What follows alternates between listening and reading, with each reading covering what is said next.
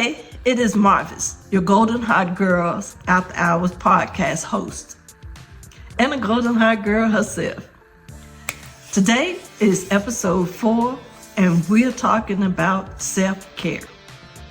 Why is self-care so important? In the last 3 episodes, one of the things that we did is we talked about different aspects of self-care.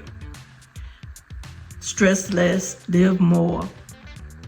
We talked about flawed and fabulous. And we also talked about your truth ain't my truth. All of that was because self-care is so important, and it's something that we have missed out on from decades. A society telling us that we should be taking care of everyone else, but not ourselves. But how can we give if our cup is empty?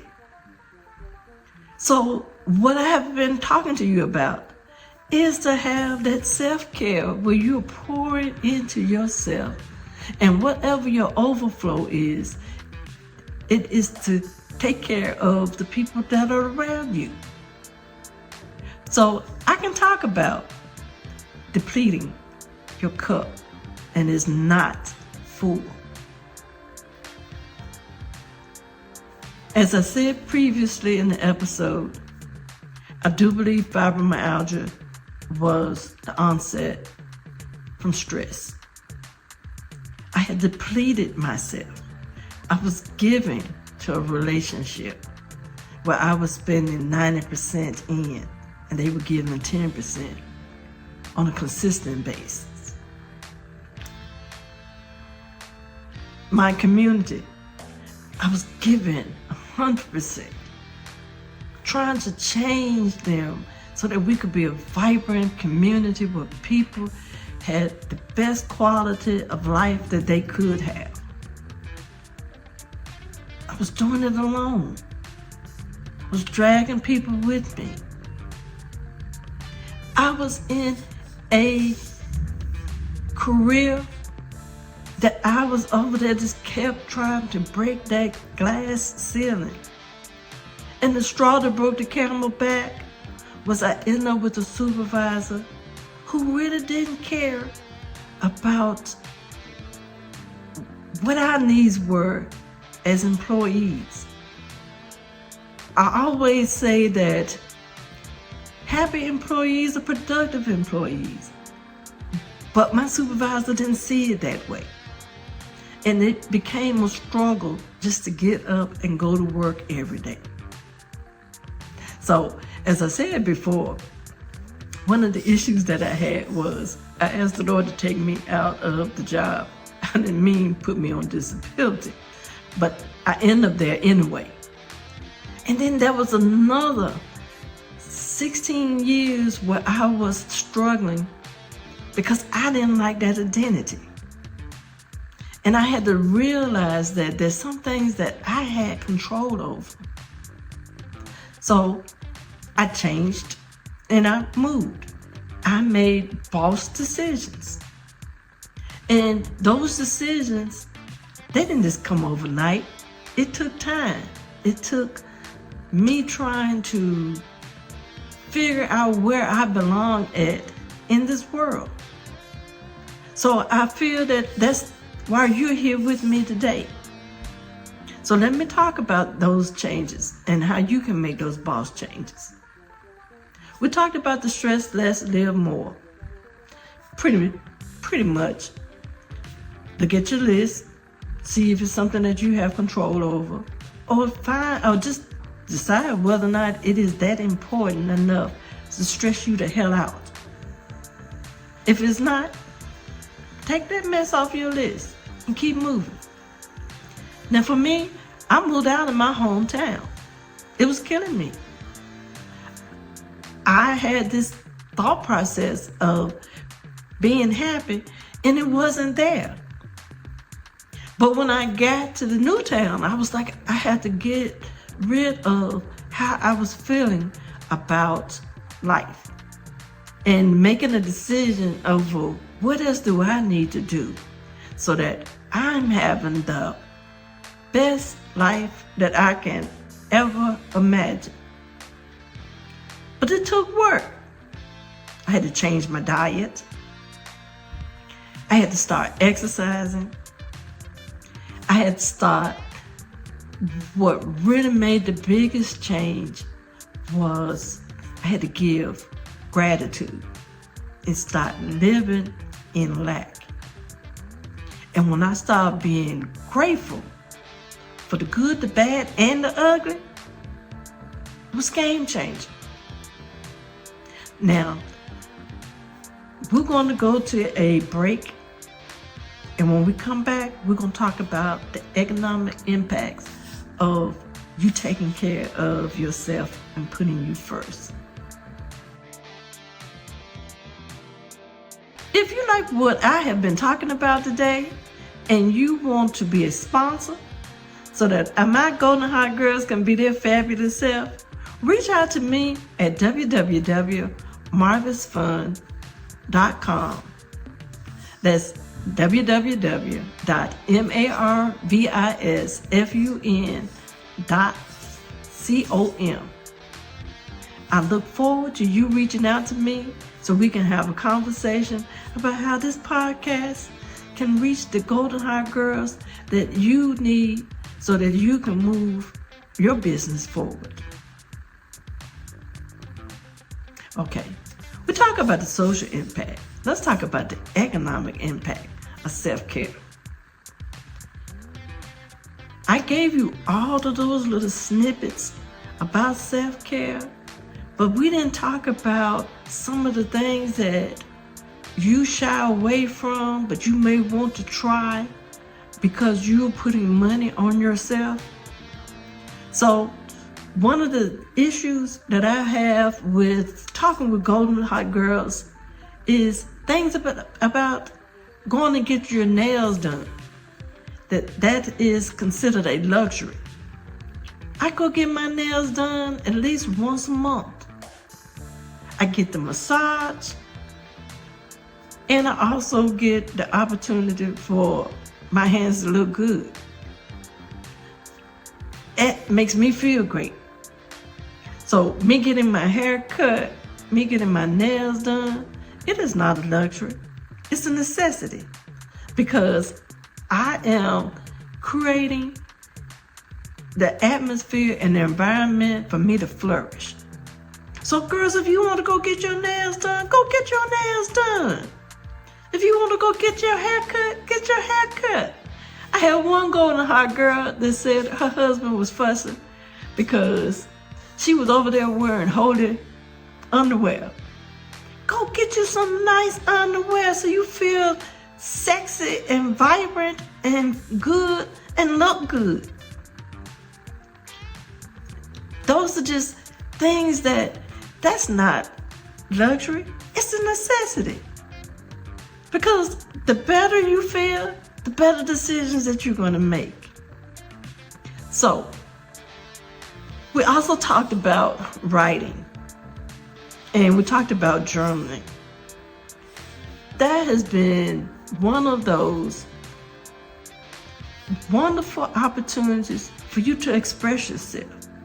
Now, journaling may not be your jam, but poetry may be. So write your poetry. It doesn't have to be spent out to everyone. It could just be your inner peace. But you're getting your thoughts and your words out so that you can be, so it can clear your mind. It's as simple as that. I have a novel, and it took me, I did the novel in 30 days. It took me longer to do the edits and make the changes because I was over there at the beginning of this writing process thinking about it serving someone else and, whether or not the novel was going to be successful or not. When in actuality, all I really wanted to do was just be a published author. And so I self-published because I didn't have time for someone to tell me that the work was not going to be good. or didn't fit into their mold. I am here to break the mold. So when I finally could say it's time for that book to be published, it's because I decided this book is not about the reader's enjoyment as it was me telling the story for their enjoyment. And when I made the decision to change the points of views to where it was the mother and the son's point of view in that book was just done and I was ready to publish. The nonfiction book, Every Storm Runs Out of Rain, once again, it was just me coming up with stories about the different storms in my life and how I got through them. It was just simple as that. It wasn't a long book, but it was just enough because at that point, we were just at the beginning of the pandemic. And we didn't know what our future was going to look like. So it was good to go back and look at the past and see how I weathered those storms. So I was prepared to weather the storm of the pandemic. Now, the other thing that we talked about is reading. And having the book clubs. If you don't like one book club, just try another one. If you don't like those, start your own. If you want to stick in your genre and read only romance, then do that. I am fortunate enough to be in 2 book clubs where we read a variety of genres.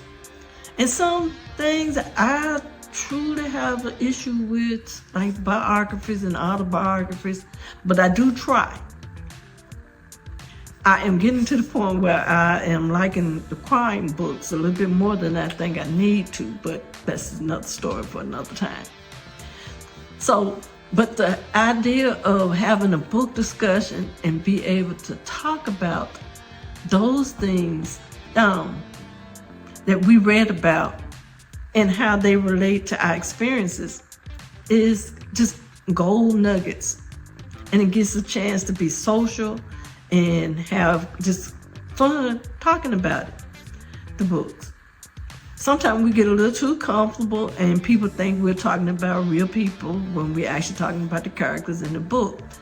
But once again, it gives us a whole connection, because one of the things about self-care that I've learned is that we're social beings and we need that human touch. Now, not all human touch are good things. And you have to have discernment so that you know the difference between the two. And so one of my friends, or several of my friends, know that I have this thing about toxic people in your world. Because they may not be toxic to someone else, but they're toxic to you. I call them boogers. Okay, you can't get rid of them. They are just like, you can use all the Mucinex, no call, no text, no email, and they still come at you. But the thing is, you get rid of them because they're not going to do anything but make you sick. That's the whole point of the toxicity. So what I want to do is talk about the economic impact of not taking care of yourself.